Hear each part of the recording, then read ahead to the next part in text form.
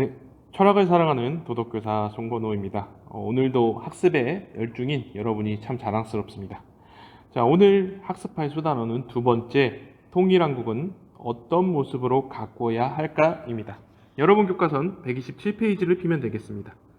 이 단원에선 첫 번째, 통일 준비를 위해 필요한 것들을 한번 살펴보고, 두 번째, 바람직한 통일한국이 어떠한 모습이어야 할지에 대해서 함께 학습해 보도록 하겠습니다. 자, 교과서 넘겨서 128페이지에 통일로 나아가는 길이라고 해서 우리가 북한과 화해 협력을 통해서 통일로 나아가기 위해선 어떤 노력이 필요한지가 작성되어 있습니다.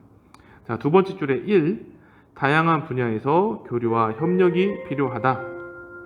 즉, 남북은 이미 60년 넘게 갈라져 있기 때문에 벌써 70년이 되었네요. 넘게 갈려있기 때문에 많은 문화적 이질성이 발생했습니다.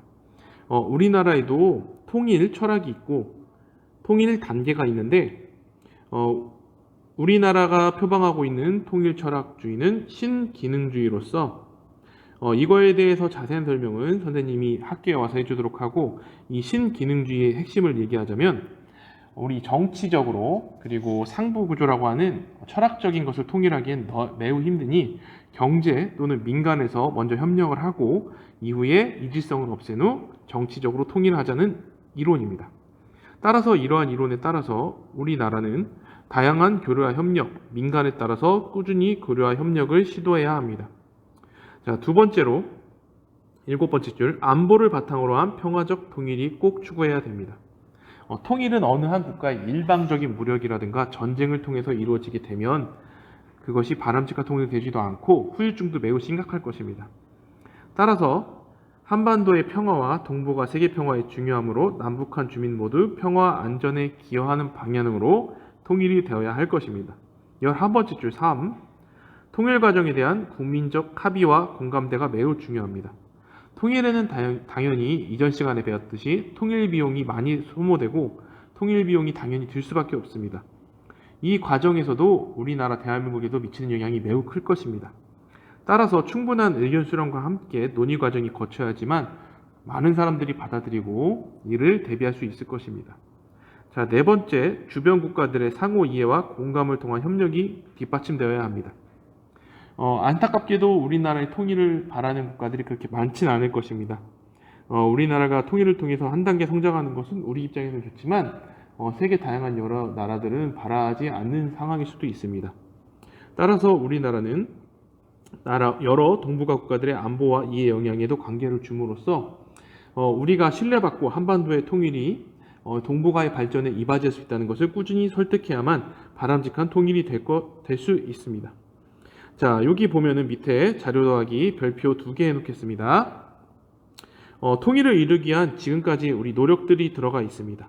맨 처음 7.4 남북 공동성명이라 함은 분단 이후에 우리가 가진 최초의 합의문으로서 당시 대통령들은 만나지 못했지만, 김일성과 박정희 만나지 못했지만 대통령을 대신했던 사람들이 서로 만나서 평양과 서울을 오가면서 최초의 합의문을 만들었고, 이 합의문의 의의는 여기 자주 평화 민족 대단결이라는 통일 3원칙을 만들 수 있고, 이 3원칙에 따라서 통일이 이바지됐다는 게, 큰 철학을 정했다는 게 매우 중요합니다.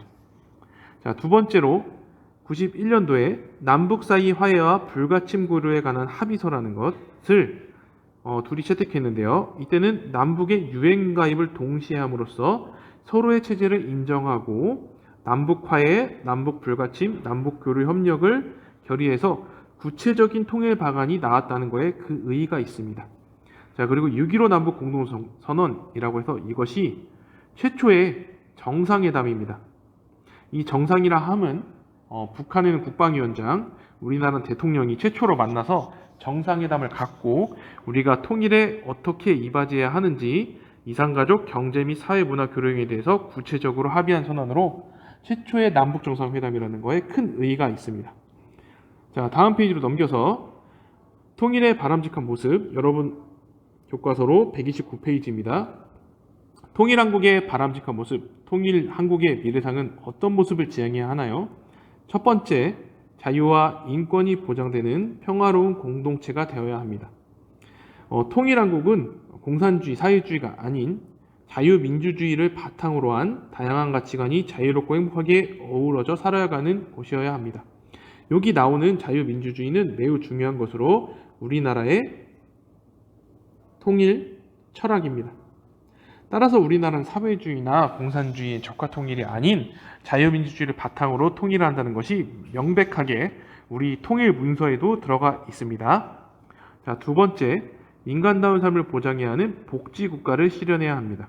통일한국의 구성원들은 모두 행복 추구권을 추구하고 시장 경제 체제를 누림으로써 경제 발전을 이루고 교육과 의료 등 복지 혜택을 골고루 누려야 마땅합니다. 자, 마지막 12번째 줄의 3. 한국인의 정체성을 바탕으로 한 세계 속의 한국으로 나가야 합니다. K-팝, K-문화 등 우리나라의 우수성을 지금 세계에 널리 알리고 있는데 이것은 우리나라의 깊이와 어리 매우 세계적인 것이 될 수 있다는 것을 잘 보여줄 수 있을 것 같습니다. 따라서 우리나라 이 전통을 살리되 다문화 사이의 다양한 구성원을 포용할 수 있도록 열린 민족주의를 바탕으로 개방적인 문화를 만들어야 합니다. 열린 민족주의라 함은 민족 구성원의 공통점을 바탕으로 다양한 것을 흡수하는 것을 의미하고 이거와 반대로 1학기 때 배운 닫힌 민족주의는 예를 들어 히틀러라든가 아니면 스탈린이라든가 자기네 민족만이 우수하다는 닫힌 민족주의는 이것은 독재로 이어질 수 있기 때문에 매우 경계해야 합니다. 만약에 통일이 된다면 우리는 시베리아 횡단철도 열차를 타고 아마 철도를 육로를 이용해서 유럽 여행을 가는 날도 멀지 않을 것 같습니다. 자, 여러분 지금까지 강의 듣느라 수고하셨고 다음 시간에 통일국가를 형성하고 세계평화에 기여하려면 어떤 자세를 지녀야 하는지에 대해서 함께 학습하도록 하겠습니다. 자, 여러분 고생하셨고 다음 시간에 보도록 하겠습니다.